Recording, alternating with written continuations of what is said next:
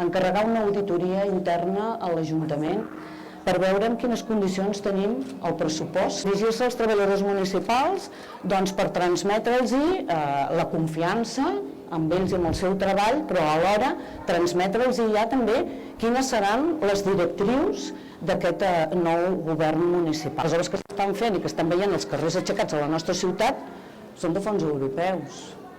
Vol dir que dius, aviam, el pressupost municipal, com és que m'ha arribat tan ajustat? Si posem més habitatge assequible al mercat, segurament el preu de l'habitatge lliure baixarà. Els agents cívics que poden estar als barris, nosaltres pensem que han de ser per districte. Els serveis públics valen el que valen i les taxes han de tendir a que cobreixin el que costa aquell servei. Nosaltres estem disposats a posar camions de càrrega a Esquerra. El Partit Socialista guanyarà les eleccions aquí a Terrassa i tornarà